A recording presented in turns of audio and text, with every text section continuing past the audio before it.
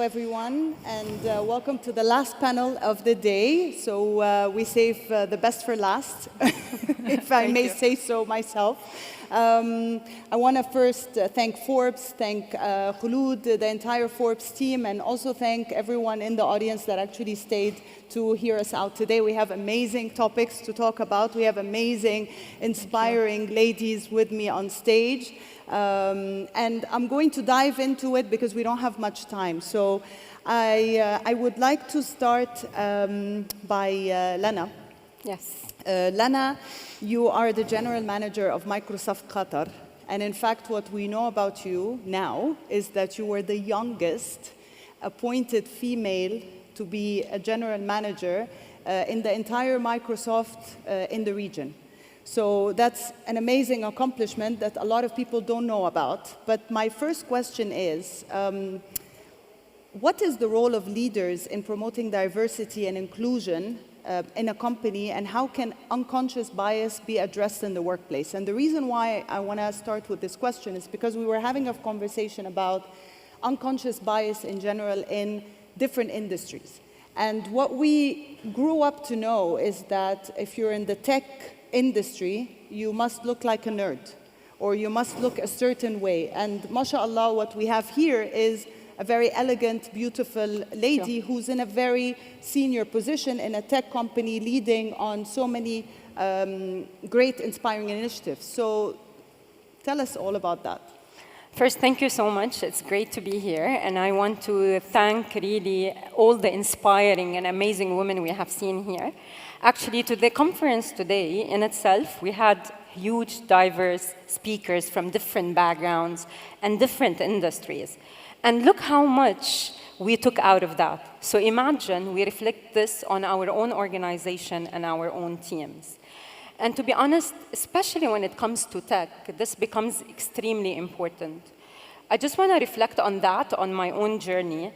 When I wanted, even at university, even before becoming a GM, when I wanted to become, I graduated from computer science, and when I wanted to actually start programming, everybody is telling me, no, you should become sales because of how you look, how you act, how you talk. Please go to sales, don't go into programming. And actually, I was one of the top programmers and developers for 6 years in multinational companies, and one of them is Microsoft. And then I moved into and took over, as you said, the GM position. And to be honest with this, it becomes the importance of leaders to drive diversity and inclusion. And I took this upon myself as well to drive diversity and inclusion because I know what it means to me as well, in particular, as a female leader. And by the way, the only female leader in IT in the country, which also puts more pressure. And what I did is I actually worked on several initiatives to empower diversity and inclusion in our country and in the office and in the country overall.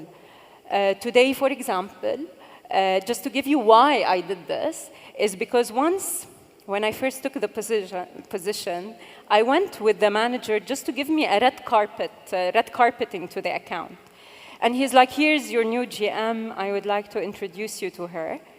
And he looked at me and said, great, please go meet my team. So I went, met his team, and really worked hard over the next year to really make a difference for this major corporation and CIO. And after a year, I saw an email from the CIO. And it was really, really impacted and made me think differently about diversity and inclusion. He sent me in the email, he said, Lana, I want to apologize. I'm leaving my position. But before I leave my position, I want to apologize to you. Because when you first came to my office and they introduced you as a GM, I thought you were just a female, looking good, and this is why they got you into the position. Today, after you met my team and engaged with my team and the difference you have made, I want to tell you, I'm sorry for my behavior. and I wouldn't do it again, and I will make sure not to do it with others. This is, you know, when she told me that story backstage, I said she has to share the story, because this is exactly what we suffer from as women. You know, we are boxed in a certain place where we have to look this way, or we have to talk this way, or, you know, I was talking to another speaker yesterday, and she said, oh, they said, you don't look like your, you know, X or Y. You don't look like you're a woman in tech. You don't look like you're a woman in space, and so on. So what does that even mean? Pushing boundaries is so important, and having leaders like you, you know, just laying down the ground for the generations to come is amazing. Pushing boundaries, Annabella, and this is what my question now goes to you. You're a woman in media, and we all know I come from media as well. It's extremely hard to be a female in media and make it. You go through a lot of challenges, a lot of obstacles, and you're boxed in a certain way that you have to look this way, you have to talk this way, you have to dress this way, and so on.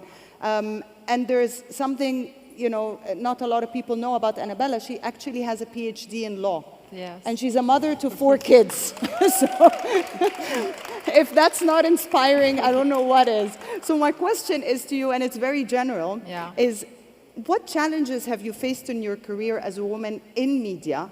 And what were the solutions or the opportunities you found to give yourself to assert yourself in that field? Yeah. First of all, thank you for being here. And a lot of challenges I have actually in my career faced. Sometimes I was judged for my looks. People thought it was always easy for me because just I look good. And this is not correct at all. I have worked very hard. The difficulty of being mother, wife, and working woman is not always accepted by society. And it requires incredible efforts to make sure that you are there with the children and every step of the way. And also giving 100% to your partner and as well to your career. Like, for example, paying a man or favoring a man to make the same job as I do, that I can do perfectly well. And also, I was not paid fair just because I am a woman. A man was getting double my salary, even though he did the same job that I did, or I do. In my career, I saw many of my colleagues suffering from social media bullying. It really is a serious issue that affected their confidence and lives. So these are the main challenges that I have faced in my life. You've touched upon so many different topics, Annabella, and very, very important topics. You've touched upon bullying on social media that a lot of people are suffering from generations and up. You've touched upon, you know, the unequal pay that we're still suffering from, by the way. It's something that is ongoing, not just in this region, but globally. The question here, Lana, is how can leaders really directly achieve equality or achieve diversity and inclusion in organizations? And how can, you know, maybe even shift my question to, how can diversity and inclusion advance or advocate for equality? Because we're still suffering from the gender bias, you know, and this is another conversation that we were having, that unconscious bias is still there. Great. For sure, we can see, by the way, these things we see every day in every industry, the bullying, also how can we, I believe more in equity than equality. And I think we need to provide everyone equal opportunities to achieve the same thing, irrespective of what they need. So it's really about equity rather than equality. And to do that, organizations need to utilize and promote really diversity and inclusion as a core priority in the organization to make sure, first, to attract diverse talent, two, to empower them not only empower them, give them the opportunity to grow, make sure they realize their potential, but also believe in them and make sure they recognize them within the organization.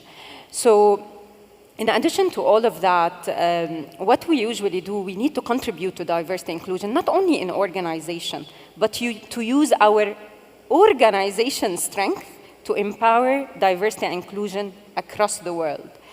Because we can do that. So for example, what we have done recently is we created with the team one of the first skilling and upskilling national initiatives in the country to really focus on empowering women in IT, to empower workers who come work and don't understand the language and make sure they know what they're signing on, to empower students in going and pursuing their careers in IT or even different industry, because as you know today, every company is becoming a technology company. So we need to empower everybody in their own industries.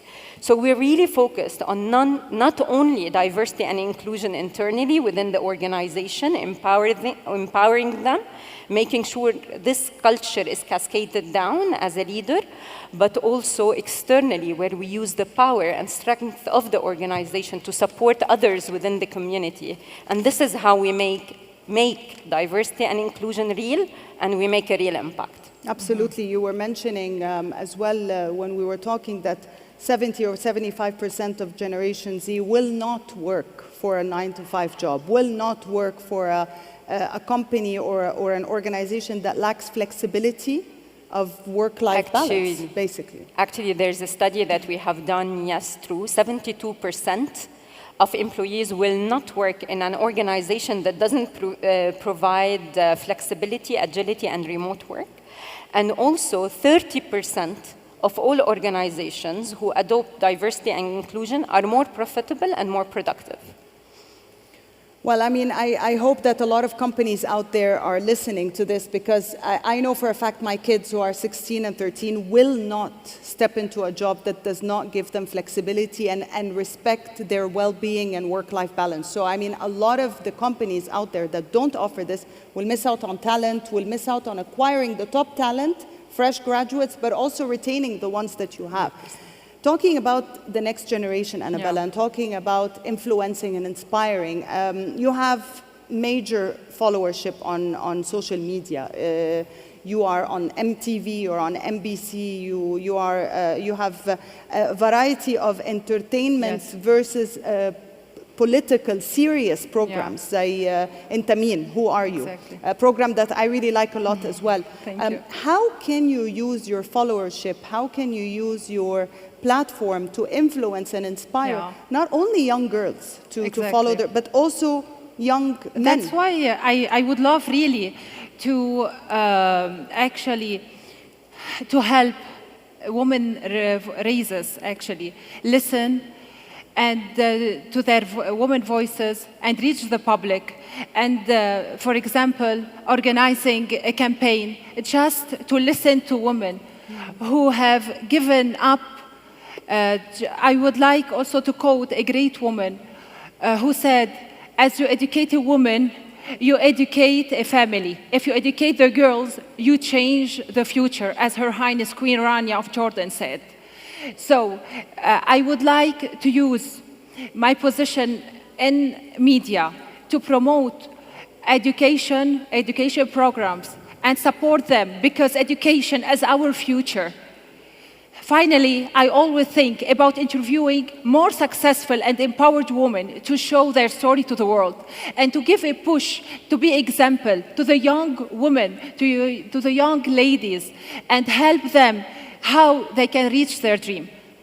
So maybe you can start, a series on Instagram, really focusing on inspiring stories. It could be short reels, but you have that platform. You can reach out to these inspiring women. Yes, exactly. I have this platform, but now, as you said, I am proud of myself and blessed that in this time of our lives, I am belonging to a media company, which is MTV Lebanon, that fully support women and allowed women to speak on all fields of life, from beauty to politics. recognizing accomplishment equally, whether as a man or woman.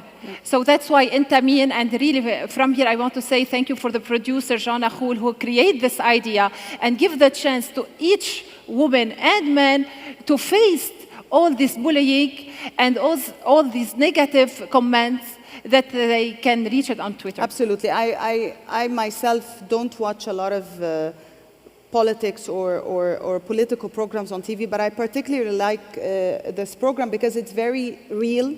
It exercises a lot of freedom of speech, freedom of expression. It talks a lot. There's an engaging dialogue over there. So, I mean, kudos to you and the entire team. I want to go back to you, Lana, since we're talking about influencing and talking about inspiring. Each one of us has a story, and each one of us has history. Someone that inspired you, someone that gave you that drive, told you to follow your dreams. Who would that be for you, and how did they really shape your future in the way they influenced your life? Sure. First, I want to say we're going to follow you, Annabella. Thank you. And we're going to make sure Microsoft knows about this and follow you. Look, on my journey, to be honest, I have been influenced by the no more than the yes. And there was a stigma of a long time back, as you said, where females didn't enter the computer science or computer engineering, and we have very few females in these industries. So definitely, especially that I come from maybe a family environment where they invest more, usually a long time back, in men than in women. And this is where the challenging stigma or the wanting to do more or prove that females can do it, can achieve and be even a contributor to the society and do an impact in the world is something that drove me to take this career of computer science, actually challenge everybody around me that I can be a programmer. And I was actually one of the task force engineers in programming. And move, and one of my dreams, actually people in today's speakers talked about dreams. One of my dreams was to come and work in Microsoft, which is something that I am proud to say that I have achieved, and I want to grow there as well.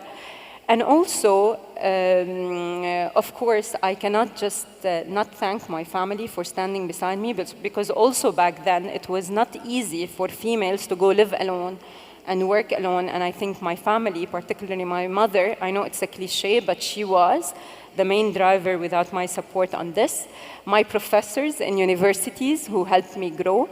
But more importantly, I think what helped me the most is the people who, or the circumstances and the people who got me down, who were against me. This is who made who I am today more. And be more, because you cannot imagine, and I'm sure many of the speakers said it, in every industry, you get a lot of downs, you get a lot of bullying, you get a lot of you cannot do it, you get a lot, it's not possible.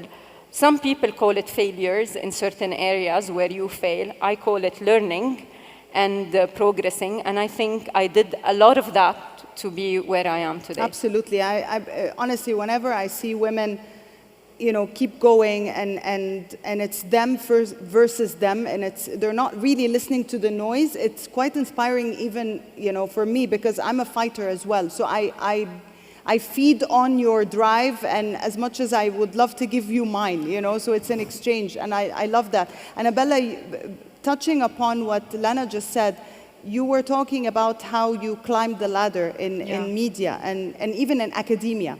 And whenever you succeeded, it was told because you look a certain way, or because you have, wasta here or this there. And how was it? Just tell us a little bit about that. And how did you really, power through? Yes. Yeah, exactly. To be very honest with you, I have climbed my way up to the ladder, and it has not been easy in any aspect of my life. I have learned the hard way. Back in the day, people thought that if you are pretty, you cannot be intelligent. So I worked very hard to prove myself and to prove this is not correct. Looks have no relation with success.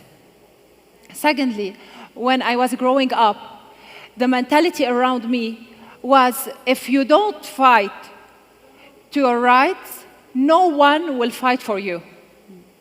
So I studied law to know how to fight for myself as a woman and how to prove myself in every day. Miss Seema today said something that really touched my heart, and also there was another speaker, I'm sorry I forgot her name, but she was very emotional about how you should choose your partner wisely, you know, and I've seen this, I mean, all around me. How true is that statement, Annabella? How supportive has been your partner in life? You have 4 kids. You have, mashallah, he has a been PhD very in law. supportive. He loves his kids, Yeah. and he spent a lot of time with them. And we love to spend time together as a family as well. He has a full-time career, but he always respects my career as well. And we have find a way to balance everything. And he has been wonderful, honestly. And I guess a good choice to choose Dr. Nader Saab in my life. So it is, And if I have to say again yes, I will say him yes. There you I go. will say yes again. It's important. There you go. It's important. You see how supportive is he? He's in the audience. So I'm getting I'm getting instructions from Khulud that I have to close on that note. But I just want to close on one statement. You know, if you were to give a message to the future generations to come, based on your experience, what would be in a one simple sentence, Lana? One word, I would say, perseverance. I think perseverance is what it takes to go through anything in life. Wonderful. Yeah. And Annabella. my last message, confront your fears and do not believe all that you see on the media. Believe in yourselves, please. Ask for help because it's difficult to succeed when you don't have enough support. So don't be ashamed to ask for help. And don't be afraid to make mistakes. We all have to make mistakes. We learn from our mistakes to grow. And this is to all women, support each other. And to all men, we are partners. We're not competitors. And at the end, the last message is to all homes and family. Please educate your children to know that women are to be respected and are important as men. The girl as blessed as a boy. And remember that at the end of the day, all the leaders, men or women leaders, are raised by a mother. Thank you. Thank you so much, ladies. And I want to specifically thank Khulud for bringing such amazing group of women. Honestly, as Forbes' first Women's Summit in Riyadh, I never thought I'd see this day. So I'm extremely proud and honored to be part of it. Thank you so much and enjoy your gala tonight. Thank you.